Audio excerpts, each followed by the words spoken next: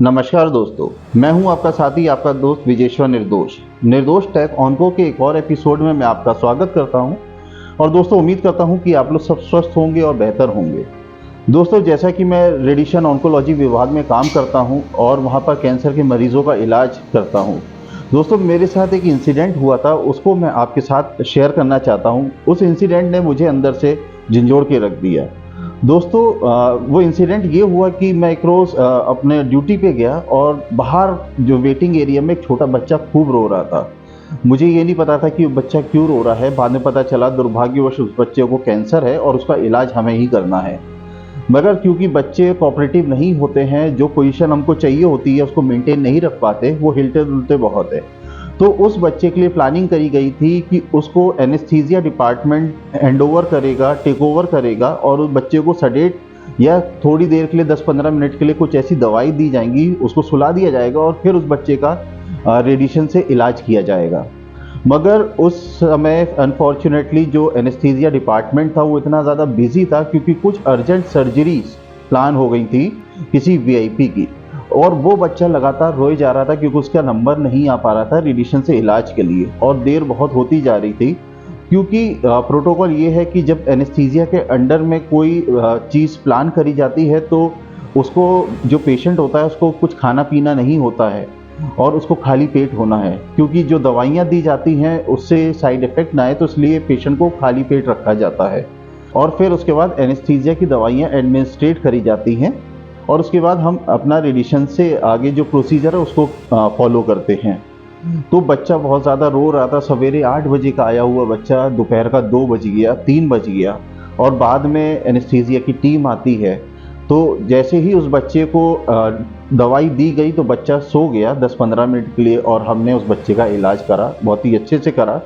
और जब इलाज हो गया तो बच्चा धीरे धीरे होश में आने लगा और उसके पापा ने उसको गोदी में ले रखा था और उन्हें बोला मुझसे आकर कि बहुत बहुत धन्यवाद साहब आपका कि आपने इलाज कर दिया। उन्होंने ये भी कहा कि आज बहुत स्पेशल डे है हमारे लिए। उन्होंने कहा कि आज बच्चे का पहला साल पूरा हुआ है, आज मेरे बच्चे का बर्थडे है। ये सुन कर के मेरे होश उड़ गए कि आज बच्चे का फर्स्ट डे है और आज ही के दिन उसको कैंसर जैसी भयानक बीमारी का पहला इलाज मिल रहा है।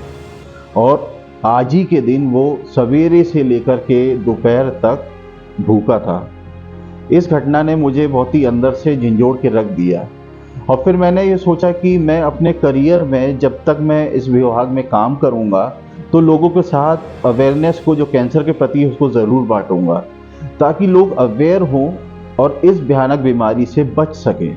ये महज एक वाकया था, इंसिडेंट था जो रियल था, तो इसको मैं आपके साथ बांटना चाहता था। तो दोस्तों, जैसा कि आपने मेरा टाइटल देखा होगा कि रेडिएशन में कितनी सिकाइयाँ दी जाती हैं या कितनी बार इलाज किया जाता है और ये किस तरीके से किया जाता है। क्या हर पेशेंट को एक ही जैसा इलाज दिया जाता है रेडिएशन ऑन्कोलॉजी विभाग में? रेडिएशन के द्वारा हर पेशेंट का कैंसर का इलाज सेम होता है? जवाब है नहीं दोस्तों, हर पेशेंट का इलाज डिफरेंट होता है। भले ही दोस्तों बीमारी एक ही साइड पे हो या गले में बोलें, गले में कोई कैंसर है तो सबको इलाज एक जैसा नहीं होता है, मगर बीमारी एक जगह हो सकती है।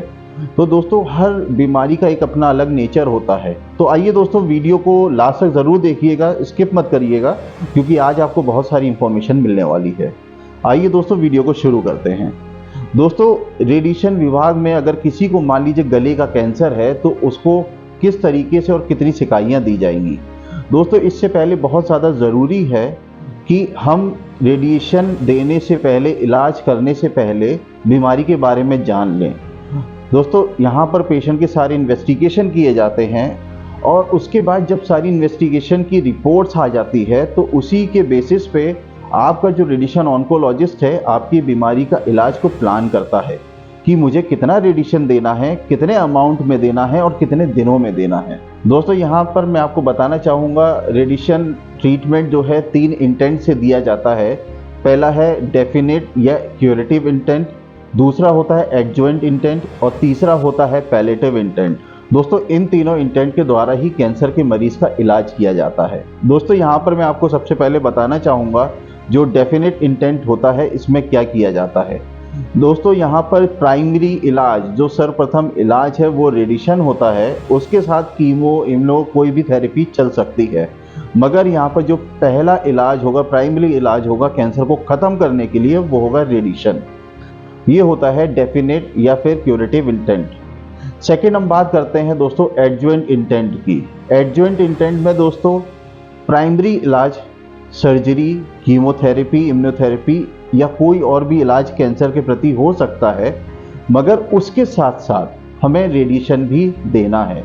तो ये कॉम्बिनेशन होता है, तो इसको हम बोलते हैं एडजुवेंट इंटेंट। इसमें प्राइमरी इलाज कुछ और हो सकता है, मगर साथ में हमें रेडिएशन भी देना है।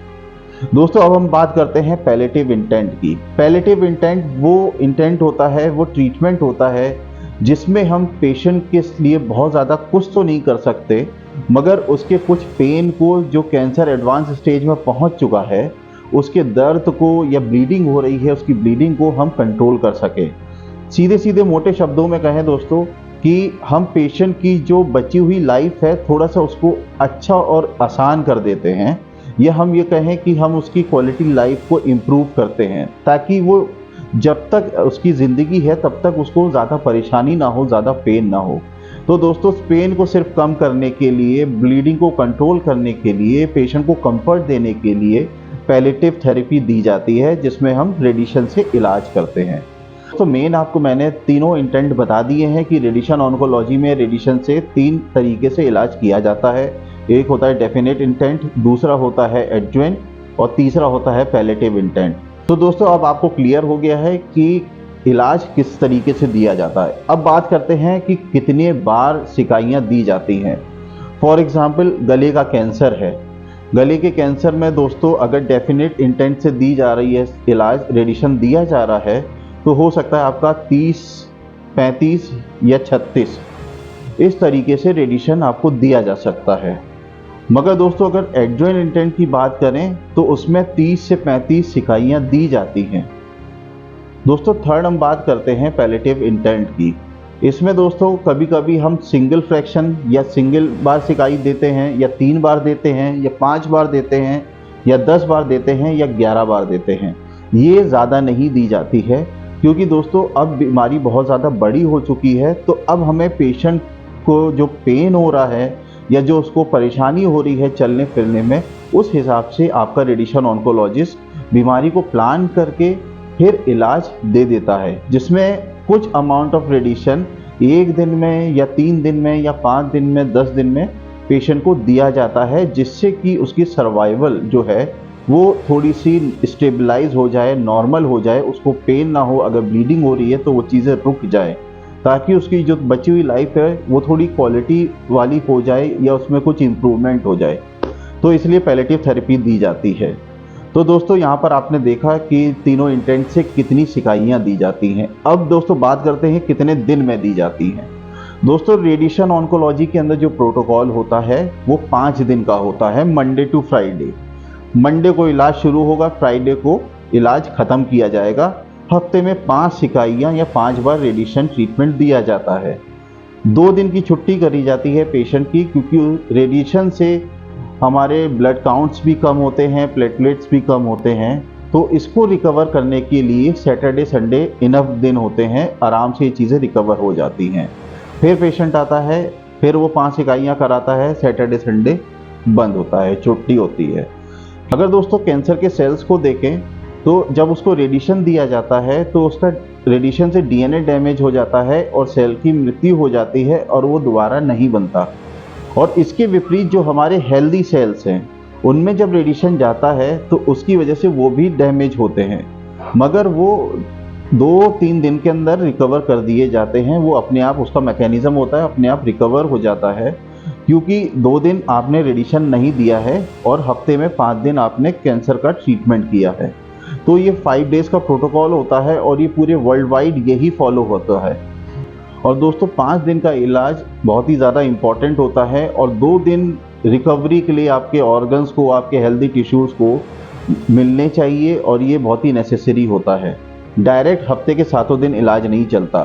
तो सपोज़ अगर किसी को 30 दिन का डॉक्टर ने रेडिएशन प्लान करा है तो इसका मतलब ये नहीं कि आप 30 दिन लगातार जाएंगे और आपकी सिकाई हो जाएगी, आपका इलाज हो जाएगा। नहीं, आपको हफ्ते में 5 दिन जाना है, सैटरडे संडे आपको ऑफ रहेगा, फिर नेक्स्ट वीक आपको 5 फ्रैक्शंस या 5 सिकाइयाँ पूरी करनी है। तो ऐसे करते करते आपका इलाज करीब 1.5 महीने तक चलता है एक कैंसर के इलाज का। ये मैंने गले के कैंसर का एक एग्जाम्पल दिया है। ब्रेस्ट के कैंसर में दोस्तों अक्सर देखा गया है कि किसी को 25 फ्रैक्शन प्लान होते हैं, किसी को 15 सिकाइयाँ प्लान होती हैं, किसी को 16। दोस्तों साइट हमारी एक हो सकती है पर ट्रीटमेंट डिफरेंट हो सकता है। तो आप बिल्कुल भी कंफ्यूज नहीं होंगे कि हमारे जो साथ में इलाज कराने आ रहा है उसको 10 ही सिकाई में पूरा कर दिया और हमें 25 सिकाइयाँ दी जा रही हैं, मतलब कुछ ना कुछ गड़बड़ है। कंफ्यूज होने की बिल्कुल ज़रूरत नहीं है। साइट एक हो सकती है पर हर ह्यूमन का एक अलग बॉडी का नेचर होता है, अलग बीमारी होती है, पर लाजमी है कि बीमारी सेम जगह हो सकती है। तो आपके रिपोर्ट्स के आधार पे जो भी आपने इन्वेस्टिगेशन कराई हैं और उसमें जो भी फाइंडिंग्स निकली हैं, तो उसके बेसिस पे आपका रेडिएशन ट्रीटमेंट प्लान करता है आपका रेडिएशन ऑन्कोलॉजिस्ट। तो उस पर भरोसा रखें, बिल्कुल भी कंफ्यूज ना हो, क्योंकि हर साइट जो शरीर में है सबके अलग अलग ट्रीटमेंट टाइम्स और ट्रीटमेंट डेज डिसाइडेड होते हैं। वो रिपोर्ट्स के ऊपर डिपेंड करता है कि किस पेशेंट में कौन सी साइट का कैंसर है और कितनी बार उसको इलाज के लिए आना है या सिकाइयाँ देनी है या रेडिएशन देना है। तो दोस्तों उम्मीद करता हूँ कि मैंने आपके बहुत सारे सवालों का जवाब दे दिया होगा और आपने बहुत सारी कुछ नई चीज़ें सीखी भी होंगी। तो दोस्तों अगर चैनल पे नए हैं तो इसको सब्सक्राइब कर दीजिए, दूसरों के साथ इसको शेयर ज़रूर करिए ताकि हम और आप एक दूसरे की ऐसे ही मदद करते रहें। मिलते हैं दोस्तों अगले वीडियो में, तब तक आप स्वस्थ रहिए, अच्छे से रहिए और अपने समाज को भी सुरक्षित रखिए। नमस्ते, जय हिंद।